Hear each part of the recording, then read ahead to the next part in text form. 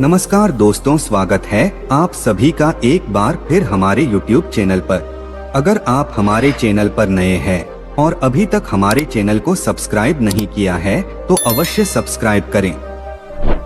दोस्तों, आज की जो कहानी है ये बड़ी ही प्रेरणादायक कहानी है।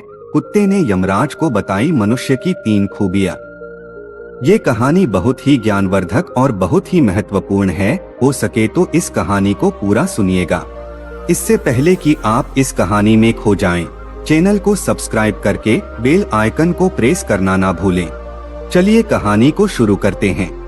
किसी नगर में एक बड़ा ही धनवान सेठ रहा करता था। उस सेठ के यहाँ एक कुत्ता भी पला हुआ था। सेठ का कुत्ता अपने काम के प्रति बड़ा ही वफादार था, परंतु वह सेठ बड़ा ही चालाक और लोभी किस्म का आदमी था। लोभी लालची होने के साथ साथ वह सेठ भगवान विष्णु का बहुत ही बड़ा भक्त था। एक दिन भगवान विष्णु सेठ के यहाँ प्रकट हुए और सेठ से कहा कि तुम कुछ वरदान मांग लो। सेठ ने एक सादा कागज भगवान विष्णु को देते हुए कहा कि हे प्रभु, आप इस पर अपना सिग्नेचर बना दो ताकि दुनिया के लोगों को मैं आपसे मिलने का सबूत दिखा सकूं। आजकल तो कोई यह मानना भी नहीं चाहता कि भगवान भी होते हैं। भगवान विष्णु कहते हैं, ठीक है, लाओ, मैं तुम्हारे कागज पे अपना दस्तक बना देता हूँ। इतना कहकर भगवान विष्णु ने सेठ के कागज पर अपना दस्तखत बना दिया और वहाँ से अंतर्ध्यान हो गए। वह सेठ भगवान विष्णु के दस्तखत वाला कागज हमेशा अपने पास ही रखता था। एक दिन उस सेठ का कुत्ता मर गया तो उस सेठ को बड़ा ही दुख हुआ। सेठ का कुत्ता मरने के बाद जब यमराज के पास पहुंचा तो यमराज ने उस कुत्ते का लेखा जोखा देखा तो उन्हें पता चला कि इस कुत्ते ने पृथ्वी पर अपना सारा काम बड़ी ही ईमानदारी से किया है। कभी भी किसी जीव को नहीं सताया है। छोटे छोटे जीव जंतु पशु पक्षियों की कभी हत्या नहीं की है। इसके विपरीत अपने मालिक के सभी कार्यों को बड़े ही निष्ठा और ईमानदारी से किया है। यमराज ने कहा, कुत्ते का जन्म पाकर भी तुमने कोई गलत काम नहीं किया है, इसीलिए तुम्हारे पिछले जन्म का सभी पाप नष्ट हो चुका है। यमराज कहते हैं कि ये कुत्ता, अब तुम ही बताओ कि तुम कहाँ रहना और कहाँ जाना चाहते हो। हम तुम पे बड़े ही प्रसन्न हैं। तुम बताओ कि तुम कहाँ रहना और कहाँ जाना चाहते हो, तुम्हारी हर मांग को पूरा किया जाएगा।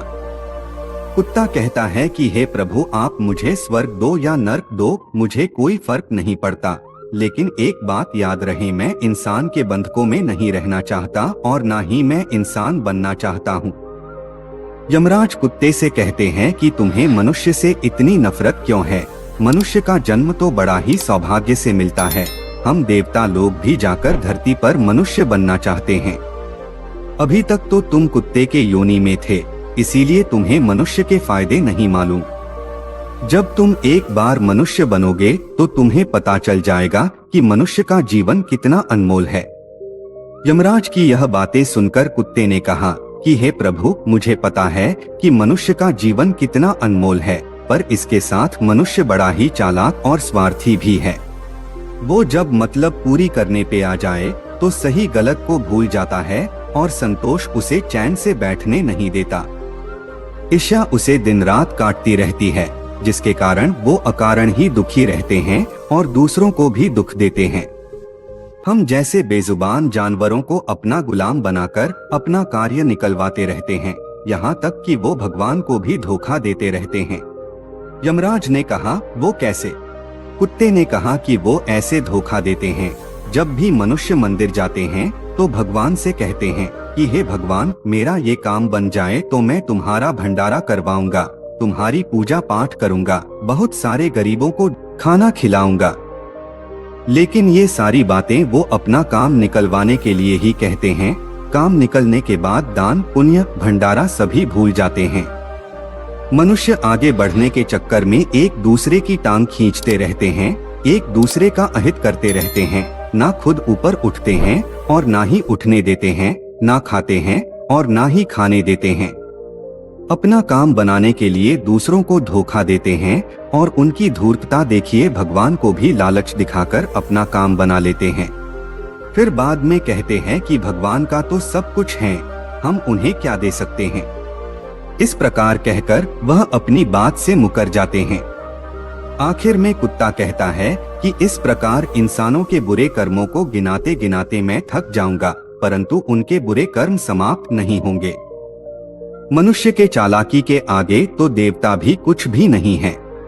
कुत्ते की यह बात सुनकर यमराज कहते हैं कि माना मनुष्य बहुत चालाक है, लेकिन हम देवताओं से ज्यादा बुद्धिमान नहीं हो सकते, क्योंकि हमारे यहाँ जितने भी जीव आते हैं हम उनको सजा सुनाते हैं, वो सभी जीव हमारे अधीन होके ही काम करते हैं।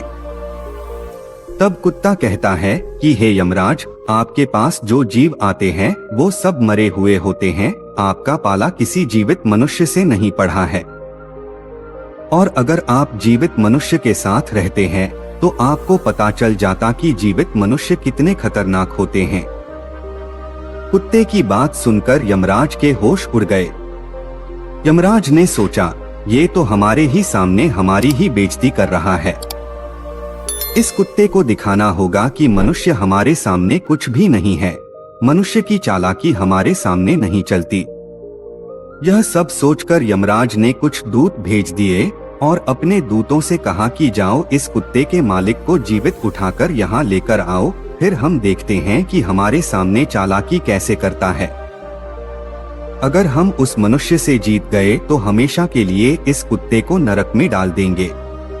कुत्ते को पूरा यकीन था कि एक अकेला मनुष्य ही पूरे स्वर्ग में खलबली मचा देगा। अब तो यमराज के यमदूत यमराज का आदेश पाकर सेठ को लेने के लिए चले गए और उस सेठ को चारपाई सहित सोते हुए उठाकर ले आए। रास्ते में पहुंचते समय सेठ की आंख खुली और सेठ ने पूछा, तुम कौन हो और मुझे कहां लेकर जा रहे हो? तभी यमदूतों ने सारी बात बताई और यमदूत ने कहा कि तुम्हारे कुत्ते से यमराज की शर्त लगी है। तुम्हारे कुत्ते ने कहा है कि धरती के मनुष्य बड़े ही चालाक होते हैं और यदि उन्हें जीवित स्वर्ग में लाया जाए तो यमराज को भी चूना लगा सकते हैं। इसी बात की परीक्षा लेने के लिए यमराज ने तुम्हें बुलाया है। सेठ को सारी बातें समझ में आ गई। सेठ ने तुरंत ही भगवान के दस्तखत वाली कागज निकालकर उस पर कुछ लिखकर वापस जेब में रख लिया। यमदूत सेठ को लेकर यमराज के दरबार में उपस्थित हो गए।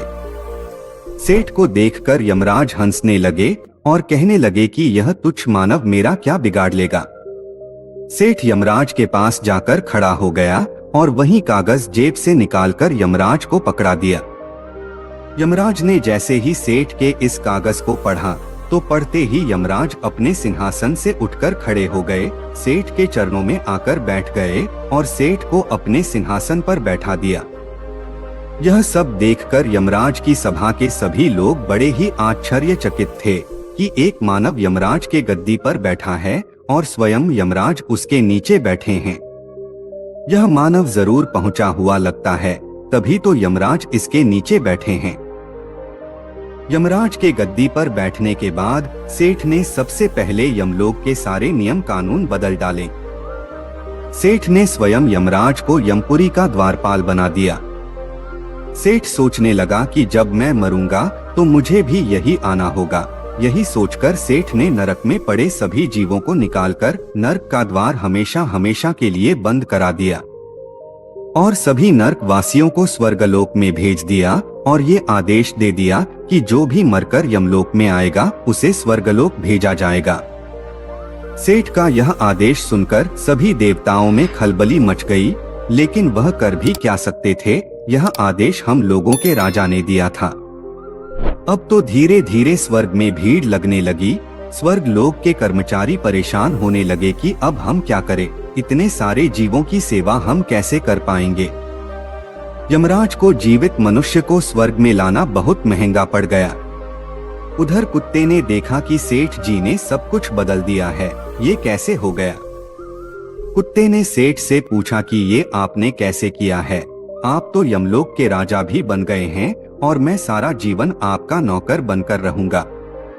आप मुझे बताइए कि आपने ये कैसे किया। तब सेठ ने धीरे से कुत्ते के कान में कहा कि जब मुझे पता चला कि मुझे जीवित यमलोक ले जाया जा रहा है तो मैंने भगवान के दस्तखत वाले कागज पर लिख दिया कि हे यमराज, जिस जीवित मनुष्य को तुम यमलोक में बुला रहे हो, इसे यमलोक के गद्दी पर बैठा देना, ये मेरा आदेश है। भगवान के दस्तखत उस कागज पर पहले से ही थे, इसलिए यमराज ने समझा कि यह आदेश भगवान विष्णु ने दिया है कि सेठ को यमपुरी का राजा बना दिया जाए, इसलिए मैं राजा बन चुका हूँ। सेठ की बात सुनकर कुत्ता बड़ा खुश हुआ। कुत्ते ने कहा कि इंसानी दिमाग जहाँ भी रहे अपना खुरापात तो करेगा ही। इधर यमलोक की हालत देखकर सारे देवता भगवान विष्णु के पास गए और जाकर भगवान विष्णु को सारी बातें बताई। तो भगवान विष्णु स्वयं चलकर यमपुरी में आए। भगवान विष्णु ने देखा कि यमराज तो द्वार पर स्वयं पहरा दे रहे हैं, तो यमपुरी के सिंहासन पर कौन बैठा है। यमराज भगवान विष्णु से कहते हैं कि हे प्रभु, आपकी लीला भी अपरंपार है। आपने जरा सी ही देर में धरती के एक मनुष्य को यमपुरी का राजा बना दिया और मुझे पहरेदार बना दिया। भगवान विष्णु ने कहा कि मैंने कुछ भी नहीं किया, ये सब तो इंसान के चालाक दिमाग का कमाल है। यदि तुम जीवित मनुष्य को यहाँ लाओगे तो ऐसा ही होगा। मैंने तुम्हें उनकी मृत्यु हो जाने के बाद यहाँ लाने का आदेश दिया है, ताकि उनके सारे दोष उनके शरीर के साथ वहीं रह जाएं। इतना कहकर भगवान विष्णु सेठ के पास पहुँचे। भगवान विष्णु को देखकर सेठ ने अपना सिंहासन छोड़ दिया और सेठ ने कहा कि प्रभु, मुझे क्षमा करना। मैंने यमराज जी को जीवित मनुष्य की बुद्धि का बल दिखाया था। हे प्रभु, मैं आपके दर्शन पाकर धन्य हो गया। मुझे किसी भी चीज की कोई अभिलाषा नहीं है। इतना कहकर वो सेठ धरती लोक पर लौट गया। भगवान विष्णु भी अपने धाम को चले गए और इधर यमराज अपने सिंहासन पर बैठ गए।